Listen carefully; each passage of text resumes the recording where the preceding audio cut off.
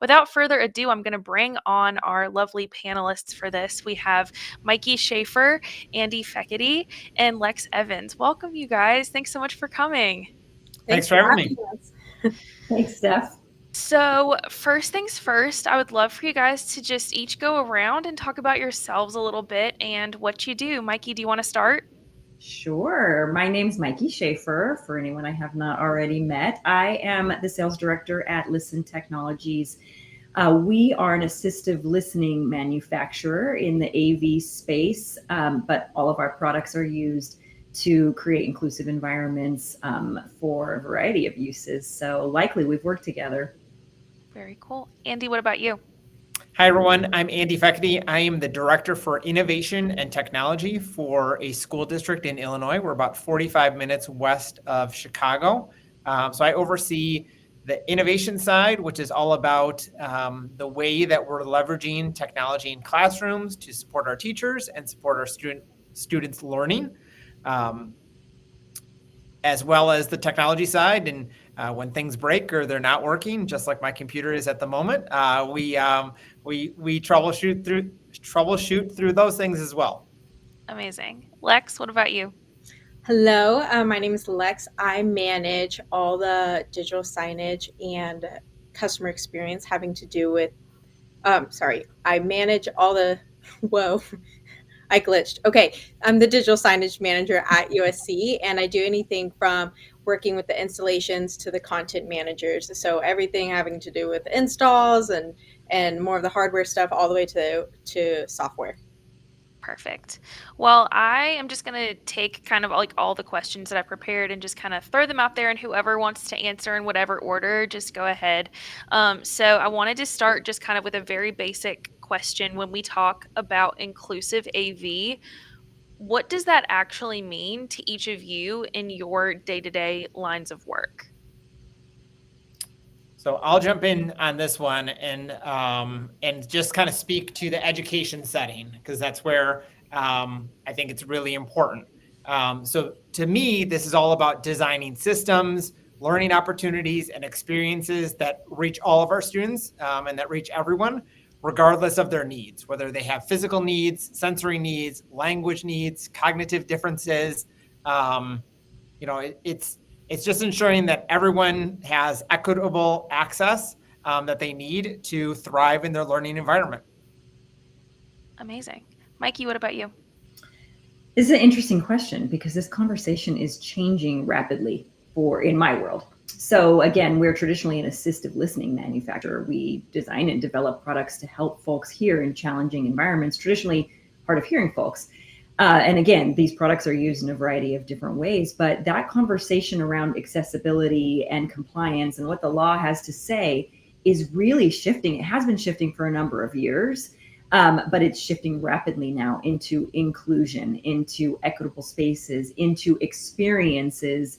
And that conversation benefits all of us. We've gone from being the last thing people consider in a project, first thing to get bumped, to being brought in early to help bring some perspective to what can be accomplished when we talk about building experiences rather than just like checking a box. Lex, what do you think? Yeah, kind of to echo what Mikey was saying, I think the day-to-day, it's incorporating it in every single thing we do. So it's not an afterthought. It's the initial thought, just as important as making sure our branding is consistent at USC. We prioritize training right at the beginning to make sure we're as ADA compliant as possible. And so day-to-day, that's making sure the content managers and the content going out onto all our digital signage is in compliance with that, and that we're regularly staying up on any new regulations that come out. And then, yeah, we're using it for our day-to-day there.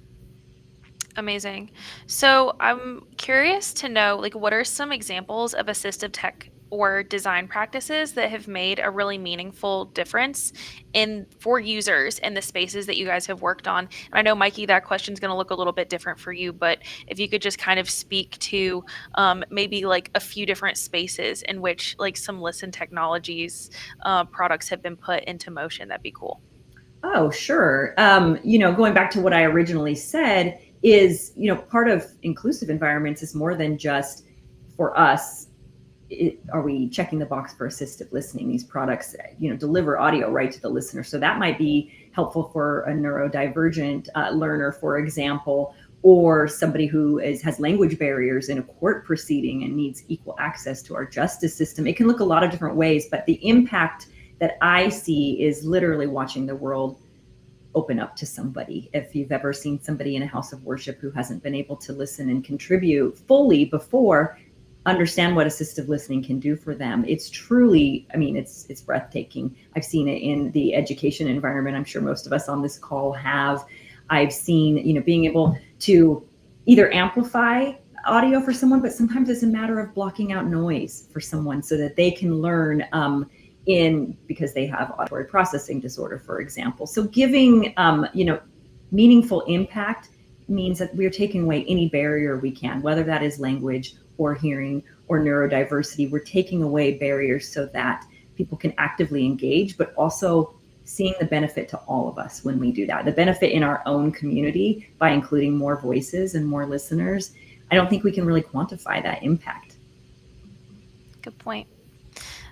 Lex, Andy, I know that this question is going to just kind of be in terms of, at your respective places, at your respective schools, what are some examples of design practices or tech that's out there have made that difference for the people on campus?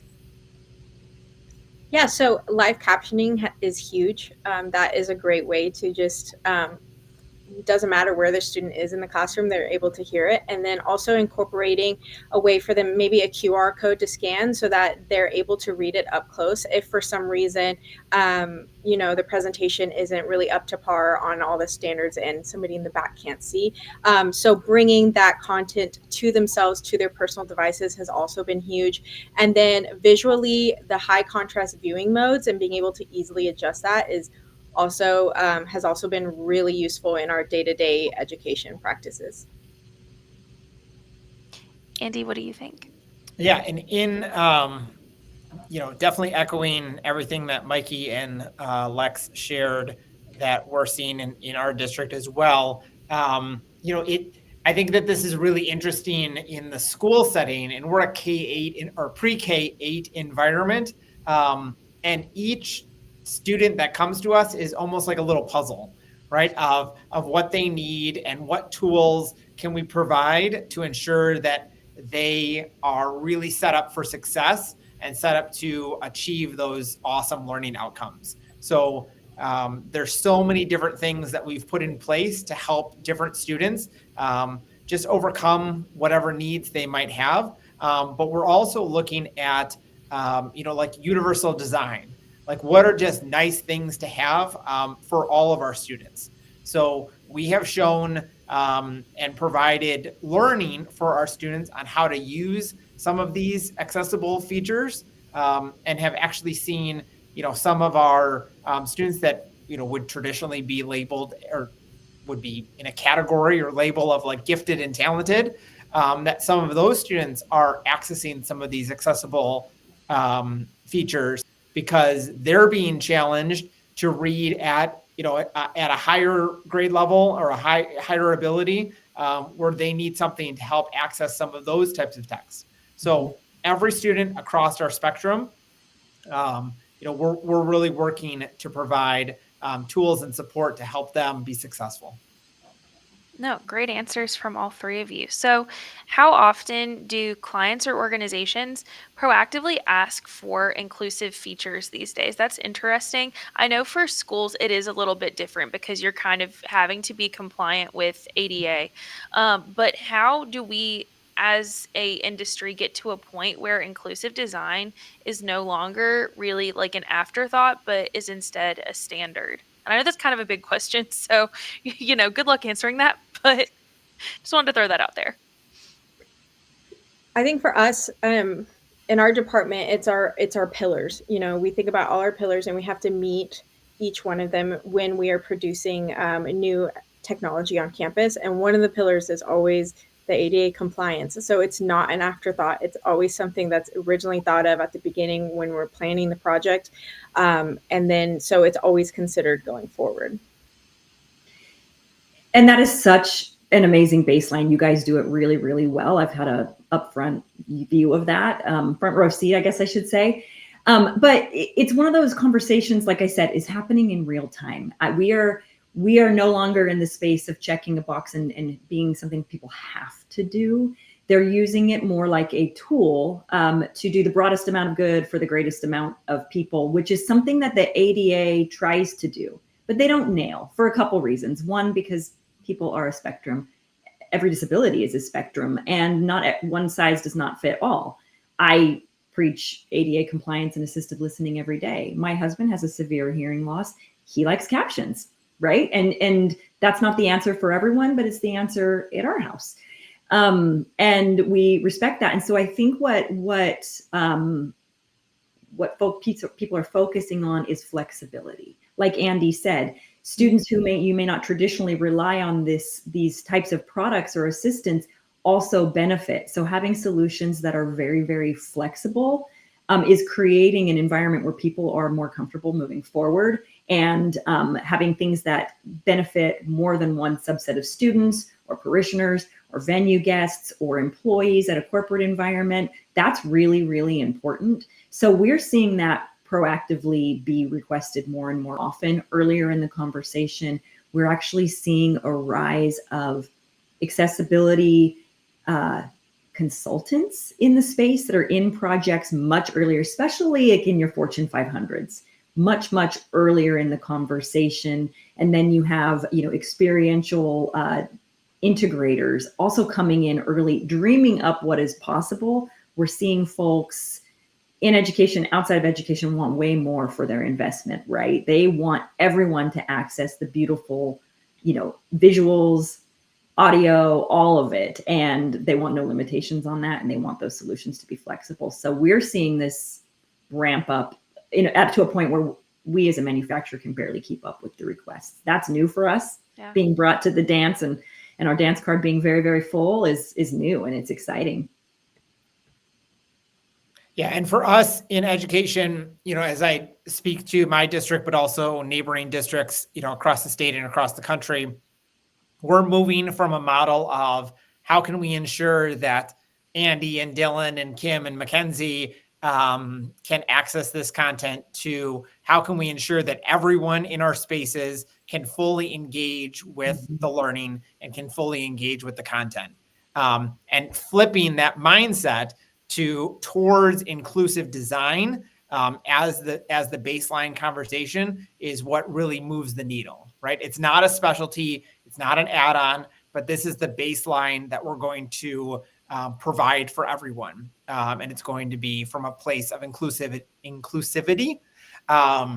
Now, what gets interesting is when you do have those students that come to us that have those unique needs, and then you need to look at, okay, now how can we've created the baseline, but now how can we build upon the baseline to ensure that we're, again, reaching everyone? Great points. And that actually is a really good segue into my next question, because in our industry, we talk a lot about like user experience and user friendliness. But when we're talking about that, like, what does that mean? What users are we focusing on when we say that? And how can those AV pros then rethink who they're designing for and rethinking like what user experience and user friendliness means? And for me, just to build on that, on my previous thought there, right? Yeah. Like when we think of user friendly, right? You're often thinking of like the average abled body user, right? Yeah. But we're not considering, the student with low vision or a teacher with limited mobility, right? And so we need to recenter that definition of user, and broaden our perspectives to ensure that we're reaching all of those people, all of those individuals in our spaces, and that we're accommodating to everyone's needs, whether they're visual need, whether they're needs that we can see, on the outside, or just things that our users, our students, our teachers, have, through their own capacities. Right. We think about this a lot from the manufacturer perspective. Who is our customer? right? We design so that integrators want to work with us. We design so venues, it's very easy for them to manage, but ultimately the listener is who we're designing for, and they're never going to know our name, right? And one thing that I tell my integrator friends or accessibility specialists on campus is we do have to work to put ourselves in the shoes, walk a mile in the shoes that we're designing for. Number one best way to do that, and this is something that you'll hear in the disability advocacy community, is nothing about us without us. The easiest way to do that is to ask, who are you trying to serve in this environment, and what are you trying to accomplish? And then ask the people who will be affected by some of these technologies if that's going to work for them. And because sometimes, like I said, we're trying to do the broadest amount of good. The intention is there. The ADA is not going to cover that. I mean, truly, that ADA has been updated one time since 1991, and that was more than a decade ago. Yeah. There are so many technologies they couldn't even dream of. And they leave some loopholes and some back doors for that. But truly, technology is marching so fast, and we can never take our eye off the people we're designing for. And the best way to do that is to ask. Both Mikey and Andy have hinted at this in several of the questions. So I love this question because I think we're finally getting to the meat of it. Whenever I onboard any new content managers or anyone who's coming to our digital signage solution and is using it, and for our designers, I teach the design method, designing to the edges. I heard it once in a TED Talk, and it kind of rephrased it in a way that totally made sense to me. So the design method focuses on a range of abilities and learners rather than the average learner. So we initially, I think everyone, for the sake of efficiency, was trying to design to the average learner, but we were missing out on so many people on the edge. Whereas if we designed for the people on the edge, almost always it also resonates with people who are average. So it really across the spectrum. So this is something we need to consider with everything. Don't focus so much on the average, but focus on identifying who is on the edge, and what do we need to cater to make sure that they're getting the best experience possible as well. Here's a perfect example of that is so profound and so very true, how it benefits all of us. And this is completely outside of what any of us do on a daily basis. But think about a tour environment, right? We all have been on a tour, a guided tour. We all know the pain of being in the back and eventually just kind of disengage. And we all know the pain, if we've ever led a tour, of trying to keep a group together who's struggling, because we talk about hearing loss, but really what we're talking about is noise and sound and distraction. And then if you ever go on a tour where you have some audio equipment, right, there feels like the tour's specific to you. It's delivering right to you. Do you need that accommodation? No. Would you even consider it accommodation? Probably not. It's more of a convenience, but that's an example of where everyone benefits by just being inclusive, including that tour, including the tour guide. We all can relate to that low level of stress of trying to be part of that group, and finally you kind of just give up. Or an airport or a stadium and an arena. These are all spaces where it's difficult for all of us. And if we design to the edges, that's beautiful, Lex, everyone will use that technology. Everyone will benefit, and including the venue itself. There is a big push, I'm sure we've all heard about it, with bring your own device, right? We've been handling that over Wi-Fi, Bluetooth, and Auracast, if you're not familiar with it, is like turning it on its head. We are quickly marching to a world where everywhere you go, you'll have accessible audio, where you just walk into the space and say, what would I like to listen to in this space? And students, hands down, will benefit from something discreet, where they are not having to go self-identify, check out equipment. It's very, very convenient to have that in their own pocket. We have watched this with Wi-Fi. We will continue to see it with Bluetooth, where every student can engage further it's the same concept as voice lift, right? It's demonstrable, it's verifiable that learning outcomes improve. That's the world we're heading towards. We can, we'll let the dreamers figure out what they're going to do with that. But that really truly is what is next for auditory struggles. And that's exactly, speaks to what you're already way ahead of the curve, Lex. That's exciting to hear. I personally cannot wait for maybe like glasses that have live captioning Oh, yeah. I wish I had captions 24/7. It is so difficult sometimes, especially in restaurants these days. It gets very loud, you know? Oh, absolutely. My husband's really excited for the glasses, the prescription glasses that have bone conduction hearing, so that he can marry those two things together. It's just an exciting time. And I think, like we've said it over and over, we're all going to benefit.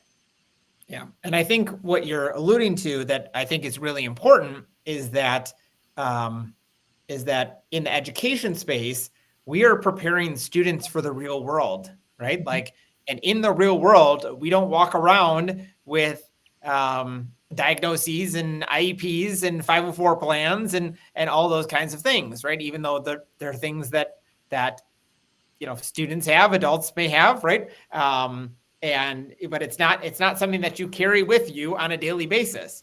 And so how can we design our entire world to meet everyone's need, so that it's not, so that we're not calling out and saying, oh, there's Andy, right? Now we have to turn on the closed captioning because Andy's here. No, we're just going to turn on closed captioning because we know that that's best practice and that everyone could benefit from that. Right. So it's building up these best practices, building this, this basic level of accessibility, of inclusivity, whatever it may be, to support everyone, whether you need it or not. 100%. And I love that when y'all brought up like bringing the tech to your own personal devices, that is huge for so many people, for both visually impaired people, for those people who are hard of hearing. Like, that is fantastic because they don't have to do anything extra. They just most people just have that already. So it's not adding like an extra layer of complexity to someone who needs a little more help, which is fantastic. Kind of on the opposite side of that, though, in all of your experience, what is one common oversight that AV pros make when it comes to accessibility or inclusive design?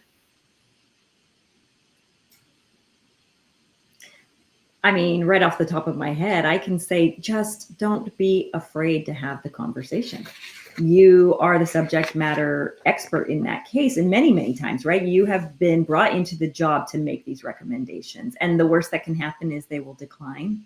But leading that conversation, making sure as the trusted advisor, you know what options are available, or you know who to bring into the conversation. But being trusted to make these recommendations is the first step, and you're already there. So I think a lot of times people hesitate to have the conversation, whether that's because of price point or lack of knowledge, or there's a lot of reasons why. But I think that is the number one mistake I see, is not leading that conversation. Yeah, absolutely. I mean, in a broader way of saying it, it's you don't forget that you could be a part of the solution. No matter what, what your role is on the team, you can always bring up something like, oh, hey, captions would be really great. A QR code here would be really great.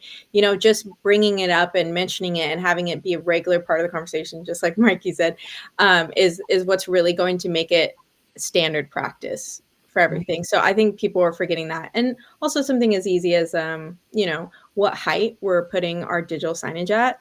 The captioning, and again, like I mentioned earlier, the lighting on the screen, different things like that to consider. It's just common practice. We walk into a restroom, there's a handicap stall. We know about handicap curbs. We know about these things, and we don't question them ever. It is our expectation that when we walk into the space, that's what's going to be available.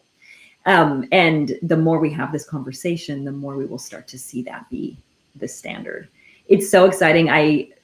Every day I come across a new organization that's doing, again, the broadest amount of good they can in their space. There's something I just found, Accessible Festivals, and they're just basically an advocacy group, a consultancy that goes and walks into festival spaces and just helps them think through some of their accessibility. And I mean, that's magic. That's wonderful. It's great for the venue themselves, but something as simple as that we take for granted, just going to a musical festival, for example, can be a challenge for so many. So I really appreciate seeing people start to speak up And we are raising a generation that knows how to speak up. We're all going to benefit from that. 100%. Andy, what do you think? Yeah, mine was going to be mindset. Good. Mindset is so important, and the conversation that we're having is really the leading conversation in the space, right? This accessible for all, this inclusivity for all. But unfortunately, that's not the mindset of many of the people in the world around us, right? They're still designing spaces for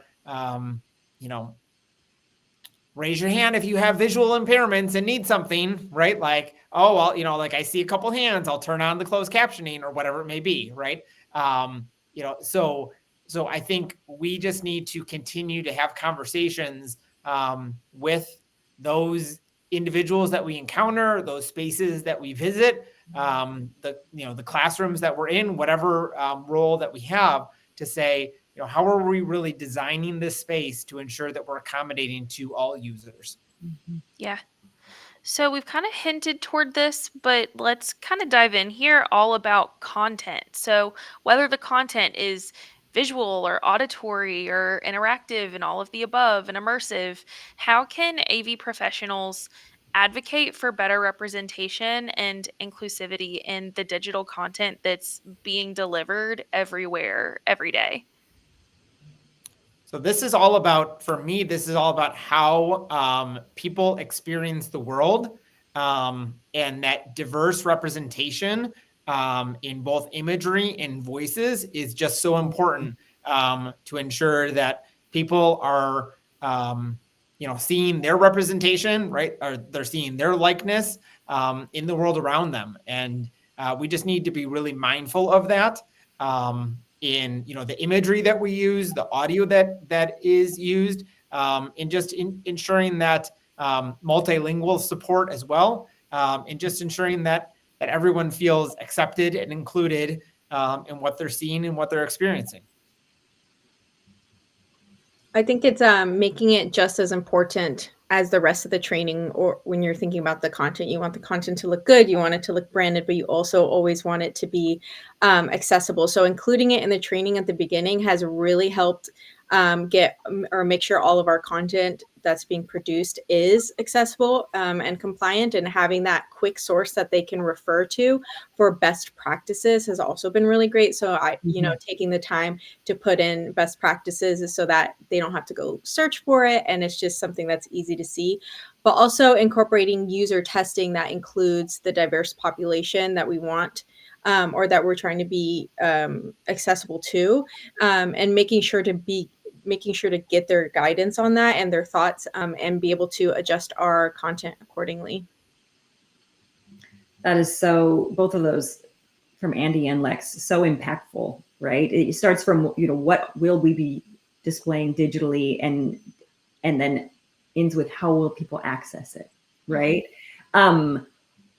Multiple ways to interact with the same content is important, right? When we're talking about websites, how are they going to navigate it? Will that be via a keyboard? Will it be through a screen reader? All of these things. I'm sure, Lex, you're probably in the deep throes of coming into compliance for all of these things. And that's just one portion of what we experience on a campus.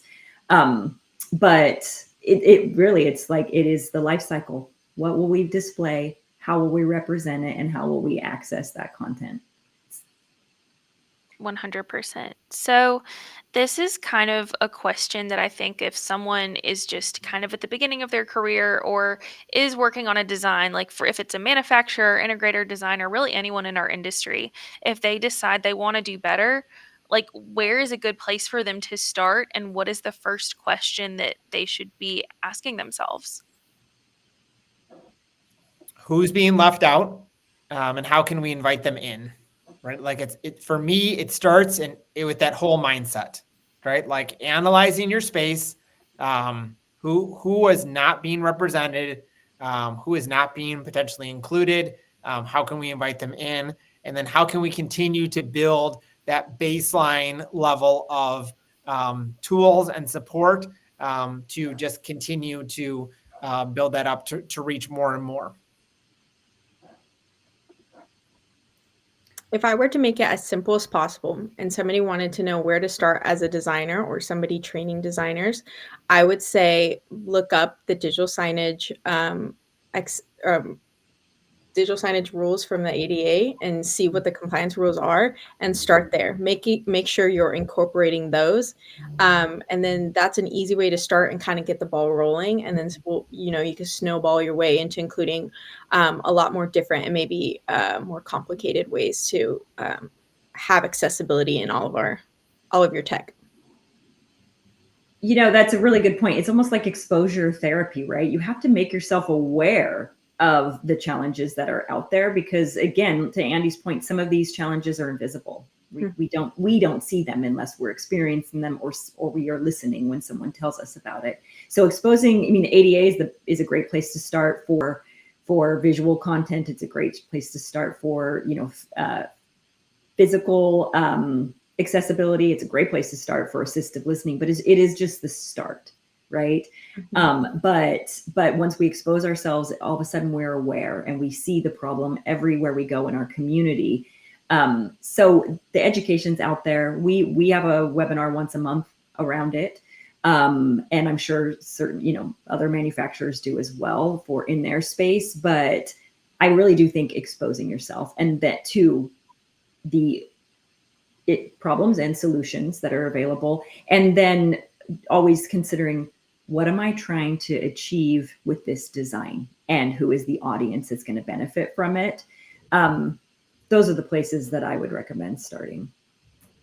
Amazing from all of you. So, I would love, I know our audience, they love, you guys to talk about real world examples. So, I would love to learn about some examples of, situations where AV design really did open up new possibilities for someone, and, how that worked, how you decided on it. Or on the opposite end of that, if y'all have been out in the world and seen, poor design create real barriers for people. I would love to learn about any of those from you guys.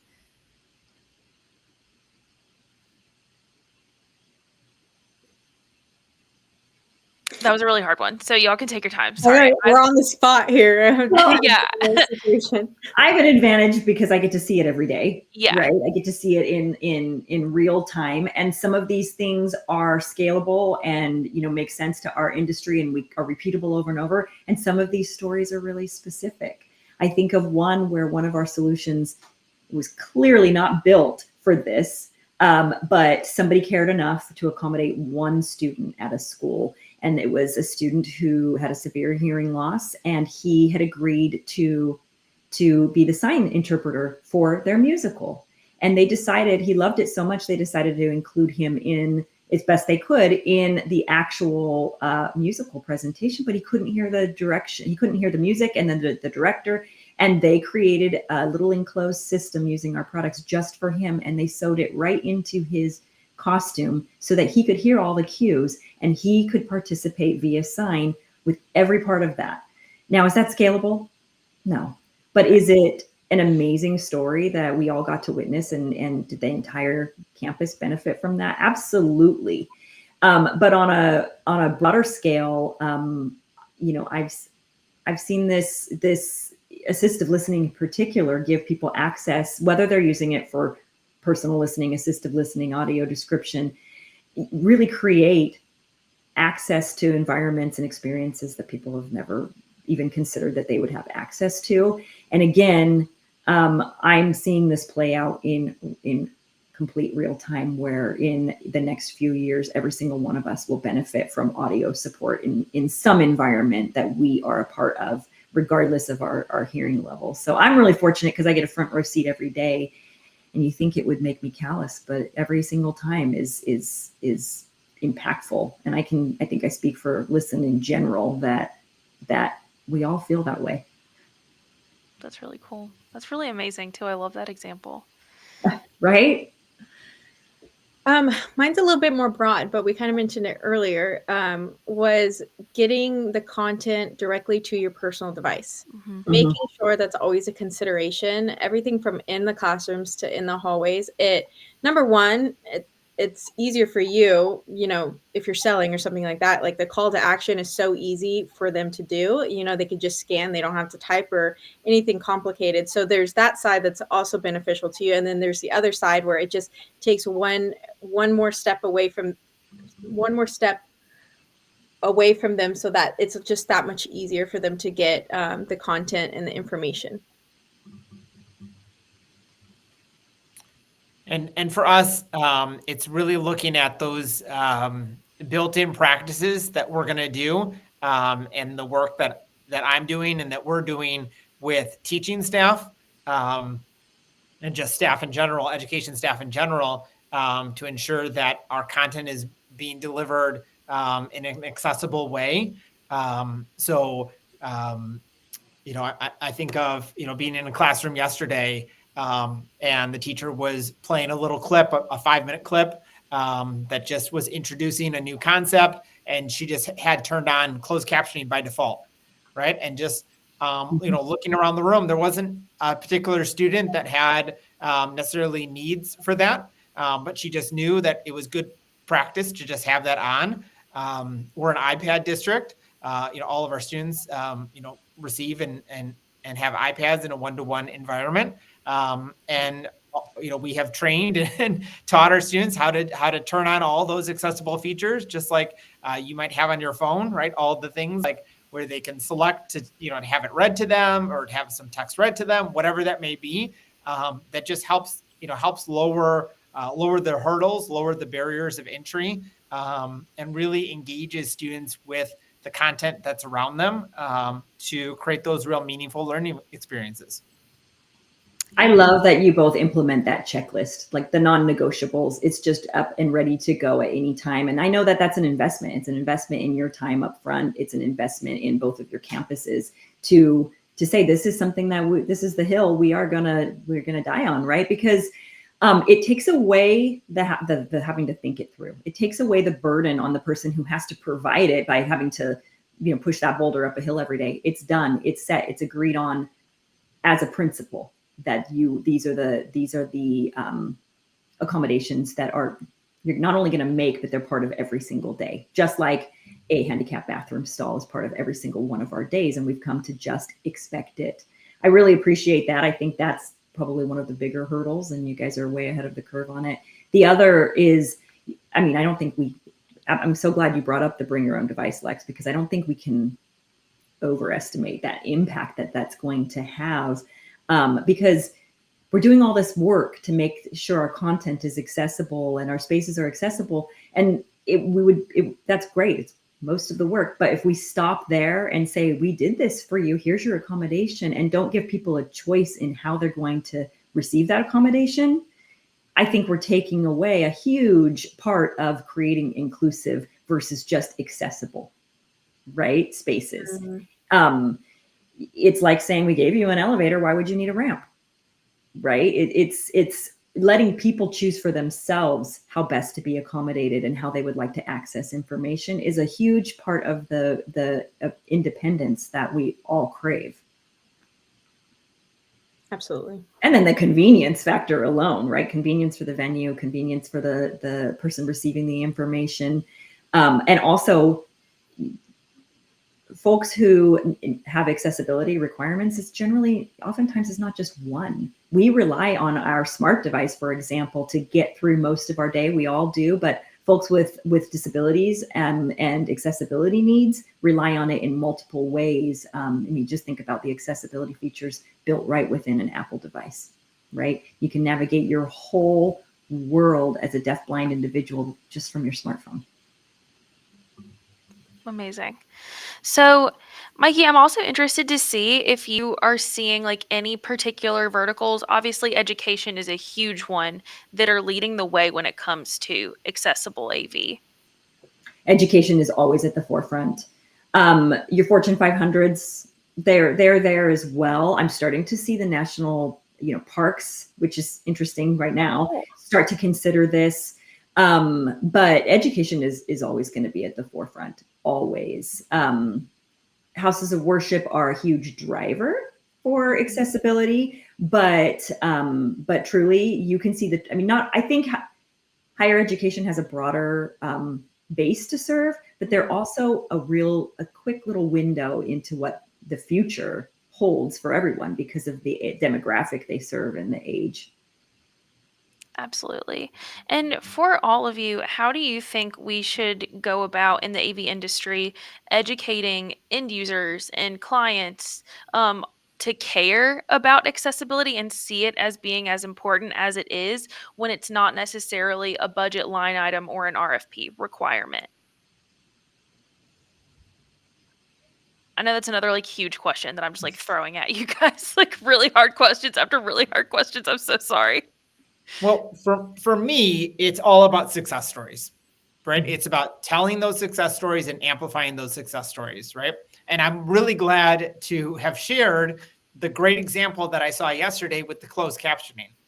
You know, to be very honest, in a safe space, I would tell you that that is not the norm, right? Like that's the exception, not the rule. And we're moving towards making that the rule, and not rule in a formal way, but a guideline or a best practice. Let's call it a best practice, right? But for the most part, our teachers are forgetting to turn on closed captioning or saying, no, there's no one in my space that needs that. And just starting the video without hitting that extra button, right? But when you do have a student that does really benefit from that and can speak to that, like, wow, Mr. Fechte, I really engaged with today's lesson because I was able to both watch the video and follow along with the closed captioning. That really made a big impact to me. And maybe that the 7-year-old isn't making making the statement that way, but when we can capture that and when we can share those stories, that's what helps propel this work forward, and more people can see and say, oh wow, maybe I should hit that button as well, right? Because it is a very low lift, but we do just have to get that out in front of people to understand the benefit in utilizing some of these things. And same thing, you mentioned that the Apple devices, right? We work with Apple all the time on accessibility tools, and it's amazing how I've not worked in an Apple device or an Apple world for too long. I came from another district, but it's amazing how, again, that mindset has been so interesting to talk through with staff, right? Like, oh, they can't have the text read to them. That's cheating. Like, why is that cheating? Right? Like, well, they have to be reading it. Well, like, they are reading it, but they're hearing it as well, right? Like it's multimodal, right? And there's so many benefits to that. So just kind of talking through the benefits, lowering those, working to alter those mindsets, and lowering those barriers and hurdles to adoption, I think are three really key things to think of as we look to make this more prevalent throughout our organizations and across the world. So I like to think of like a passive way to do it, which makes it seem less overwhelming for those who are overwhelmed. Just include it in conversation, and then that keeps it top of mind. But if you want to be a little bit more of an for lack of better words, aggressive advocate, which in some cases we do need, when you are designing things or when you're in the planning stages of things, presenting it not as an option, but as what's going to be our ADA compliant, solution. What is that? And keep that as part of the planning, not like an optional plus thing to do. It's standard practice, and making sure you're keeping people honest when it comes to that, and holding your team accountable to that. Yeah, these are such great suggestions. We have to build in the empathy for sure. And people just need that. I believe most people just need the exposure, and then build in the value. Like if we're talking about the AV industry in general, we always have to build in the value because we are in fact selling something, right? And so we're either going to pluck the heartstrings, or we're going to say, hey, here's your bottom line. Here's the percentage of your community that cannot access the services you're providing, meaning they will not come to your venue, right? Outside of education, it's a really broad topic. It goes back to saying up front, what are you trying to accomplish in this space and who are you trying to serve? So are you saying out loud that you're trying not to serve this demographic? Because that's what, if you take out this line item, that's what it means ultimately, that some folks will not access your beautiful design and the beautiful graphics and the beautiful visuals that you have put there, right? And so take that for what you will, guide that conversation depending on what their goals are. But it does start with first identifying with empathy what the problem might be for people to access that space. Absolutely. This is kind of like another broad question, but what role, in all of your opinions, does representation in terms of leadership and design teams and marketing, how big of a piece does that play in shaping more inclusive AV experiences? Big, a very big role. Right. As a woman in AV, I think we all kind of understand that representation matters. If you see it, you can be it. And if you see it, you can probably empathize with it, right? I think we should all speak up in any opportunity we can about we all have a sphere of influence and we all have our lived experience. And the only change we can affect is within our sphere of influence from our lived experience, right? So saying it loud and proud, this is a way I struggle. In my house, captions have been on for years prior to my husband's hearing loss. My husband did not have a severe hearing loss until after I worked at Listen and 10 years into my history of advocating for those with hearing loss. So life just kind of brings you where you need to be and prepared us for that. But those captions were on at my house because I was raising children. I was raising learners who needed to be able to read and hear. And I was raising children who were foreign language speakers primarily. And that helped them learn English. Like, we are no longer in a world where we say it's cheating to listen and read. And, we are trying to just get information into folks any way we can.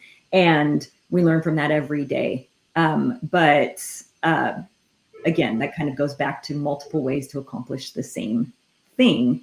But just speaking up about that, being able to say, hey, I would benefit from this in this environment. There's chances are there is somebody else in that room who didn't speak up and is going to benefit from it. Absolutely.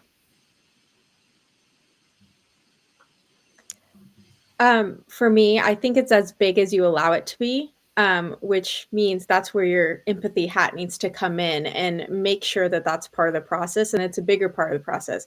I, for one, noticed, huge ADA compliance issues in our content like last year. So I made sure to incorporate that as in our training right at the beginning. These are the standards. These are not optional, and so I made it a big part of bringing new people in and part of our digital signage practice. So it's really as big as you make it.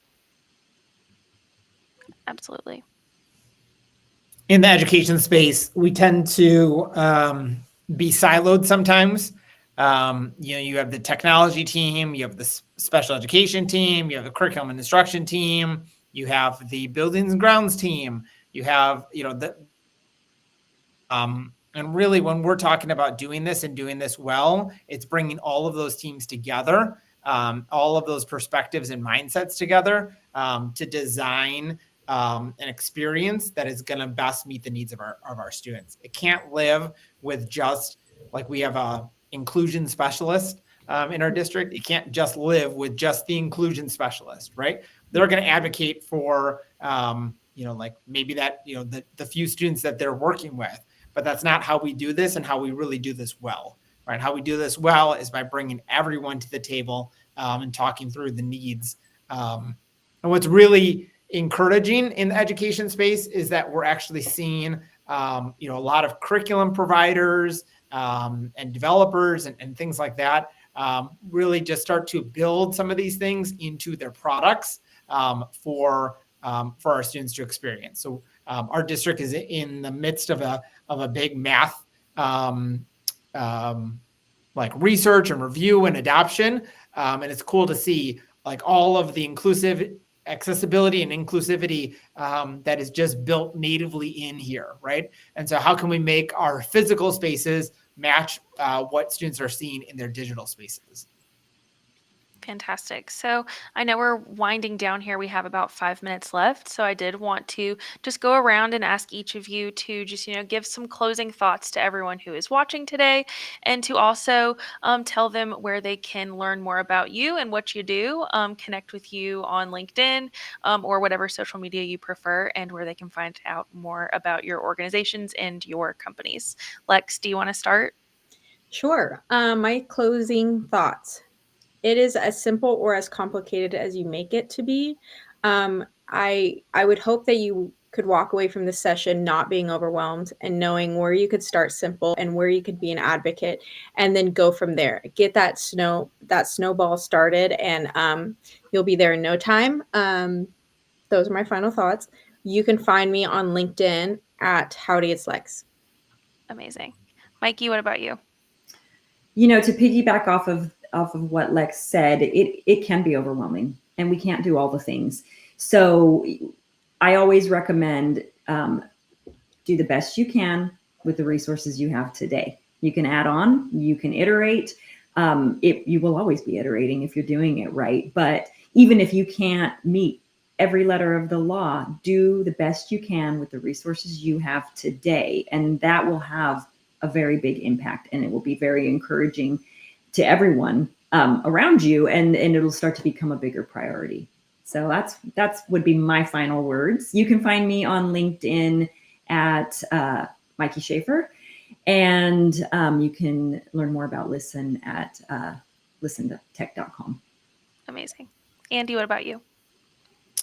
I just want to say thank you for the opportunity to participate in this panel. I really enjoyed the conversation. I think my closing thought is, for me, it's all about mindset, right?